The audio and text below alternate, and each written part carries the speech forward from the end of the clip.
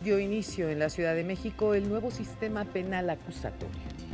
Es decir, ya se están implementando los juicios orales para los delitos culposos y de querella, esto es, los que no son graves.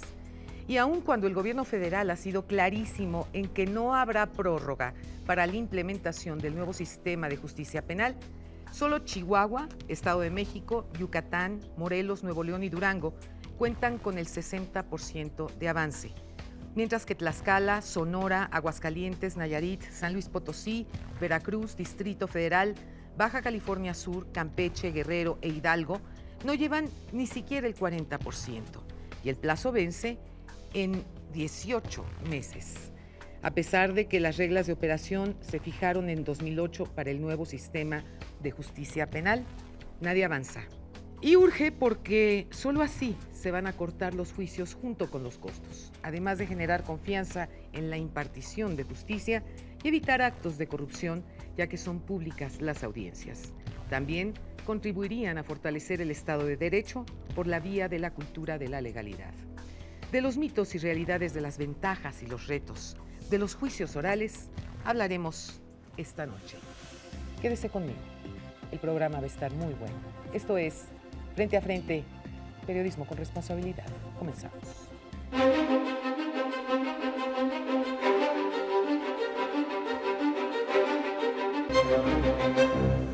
Y para poder hablar a fondo sobre este tema, hoy contamos con dos especialistas en la materia. Me da muchísimo gusto recibir en este foro al maestro Carlos Barragán y Salvatierra.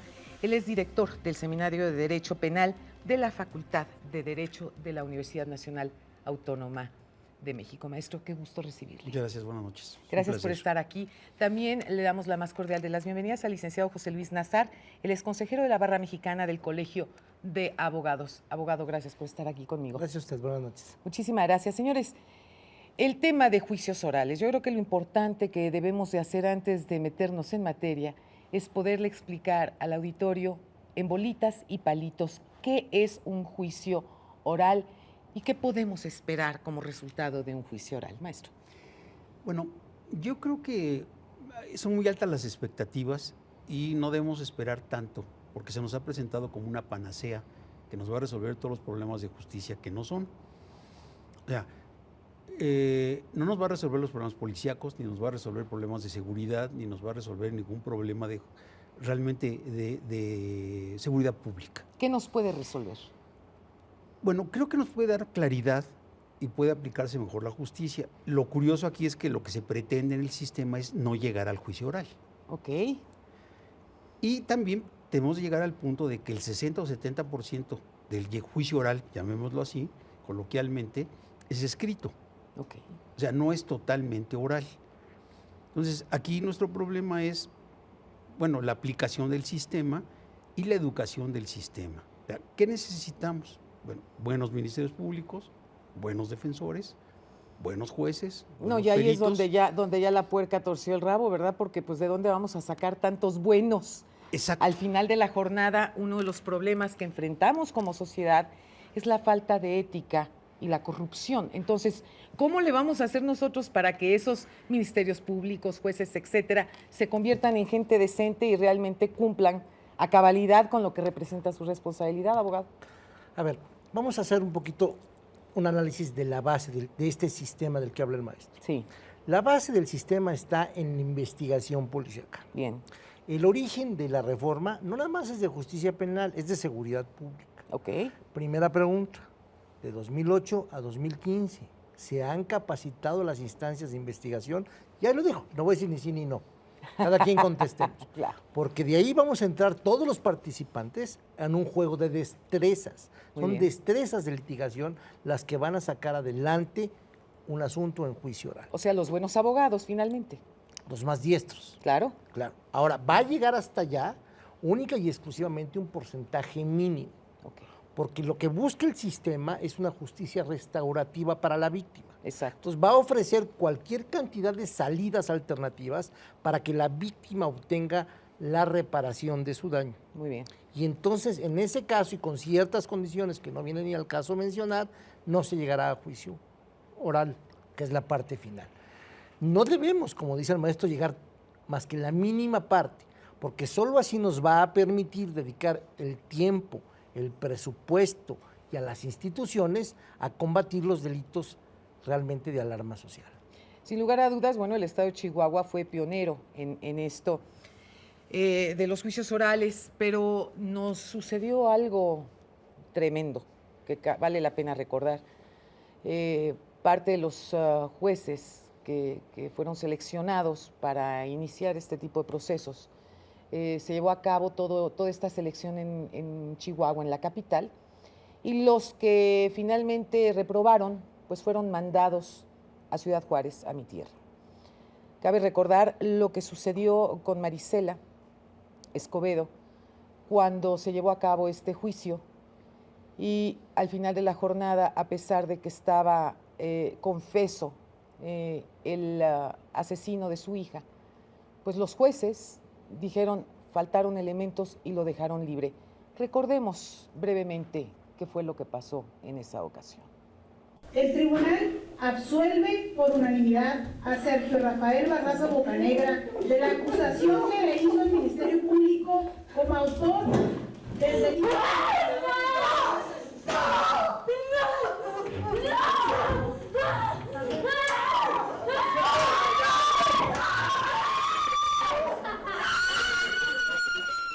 Y aquí están los nombres de los protagonistas de esta historia: Marisela Escobedo, Rubí Marisol Freire, hija de Marisela, el asesino Sergio Rafael Barraza Bocanegra, quien por cierto estaba en la cárcel y murió dentro de las instalaciones de la cárcel, y los jueces Catalina Ochoa, Netzahualcóyotl Zúñiga y Rafael Boudif. Ellos fueron los que tomaron esta decisión.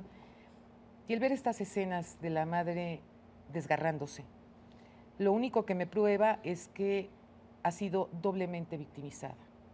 Primero, porque asesinan a su hija, y segundo, porque las autoridades no le responden a la altura.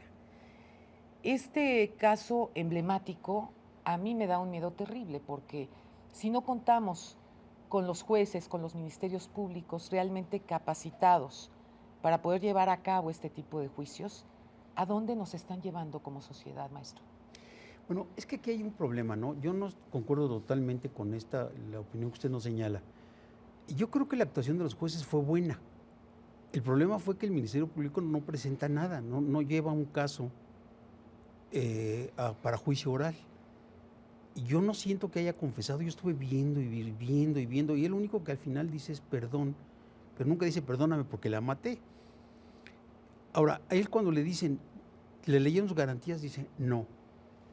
¿Tú confesaste? No. ¿Qué saben los testigos? Nada. Entonces los jueces aplicaron el derecho, que es lo que se pretende en el juicio oral. Fíjese aquí qué curioso. Lo comentaba yo con el maestro hace unos minutos. Sí. Si se hubiera llevado con el sistema, llamémosle antiguo o el actual todavía, lo hubieran condenado. Sí. Porque se iría más a la moral que al derecho. Pero en este caso, estrictamente en derecho, no había elementos para condenarlo por una mala acusación. O sea, que estamos viendo un error garrafal de la Procuraduría del Estado en la presentación del caso. O sea, lo mismo que pasó, por ejemplo, con la francesa, ¿no? En donde le montó la Procuraduría General de la República, pues todo un teatrito, y lo grabaron, y por esa razón la dejaron libre y se regresó a Francia. A ver, yo quisiera que hacer una acotación, porque tal pareciera que estuviéramos diciendo, es que en el sistema actual hubiera sido culpable y por lo tanto el sistema actual es bueno. Yo no creo que sea el punto. El punto es, en el sistema actual a lo mejor hubieran condenado, pero la víctima o representante de la víctima o la mamá de la víctima no hubiera participado en igualdad de armas como en el caso del sistema actual participó. No hubiese tenido o con trabajos y hubieran dejado a un representante que participara en la instrucción difícilmente. Todavía hoy por hoy encontramos jueces que no permiten la asistencia de la coadyuvancia o de su representante en un juicio.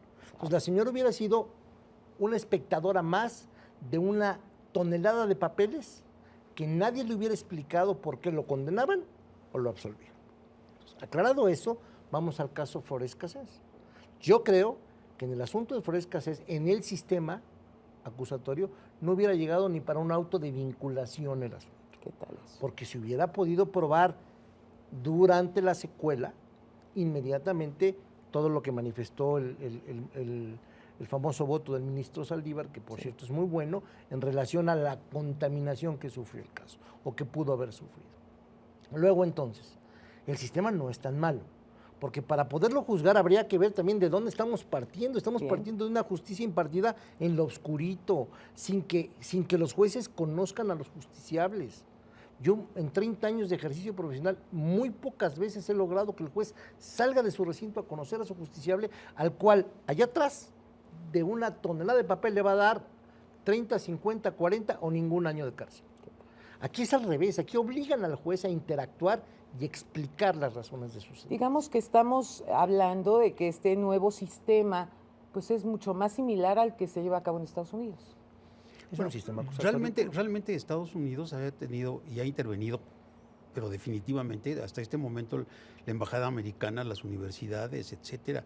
Ahora, yo quisiera hacer, si me permite, un paréntesis. Por favor. El problema para mí también de las salidas alternas es que no se toma mucho en cuenta a la víctima. Entonces, puede ser que una persona confiese, te reduzco años, te dejo en libertad, ¿qué es lo que pasó en Chihuahua? Sí. ¿Qué se acusó en Chihuahua? Estás vendiendo justicia. Sí. ¿Y la víctima se estaba tomando en cuenta? No. No. Y en este sistema el problema es que yo como Ministerio Público o como juez puedo negociar una sentencia, puedo negociar una reparación del daño en un momento determinado o establecer una reparación del daño, pero a lo mejor no satisface a la víctima o no es lo que la víctima quiere. Sí, desde luego, porque ¿cómo repone uno la vida, en este caso de Ciudad Juárez, la vida de esta joven? Que es ¿no? lo mismo que está pasando en Estados Unidos. Por ejemplo, ¿Sí? dicen, bueno, yo ya arreglé una sentencia del violador de 3 años. Oye, pero yo no quiero, es que aunque tú no quieras, yo estoy negociando fiscal con el Estado y con la persona la sentencia. Entonces, ahí tenemos el problema también de la víctima. Claro. Pero, a ver, yo creo que sí hay una salida a la víctima, porque la razón para la cual no proceda un procedimiento abreviado, que es este de culpabilidad que se refiere el maestro, es que la víctima se oponga fundadamente. Eso es. No le van a decir a la víctima, yo no quiero, ¿por qué no quiero? No, espera. No, bueno, pues ¿Por es qué así. no? Porque no me satisface, porque esto no, pues ya veremos, ¿no? Pero si la víctima tiene una razón real para oponerse, fundada en derecho, en razones humanas, el juez puede decir no al procedimiento abreviado y continuamos para la audiencia intermedia. Les agradezco muchísimo que hayan estado conmigo esta noche. No se pierda nuestro próximo programa, México vive tiempos de cambio, tiempos de dar la cara, tiempos para hablar frente a frente. Muy buenas noches.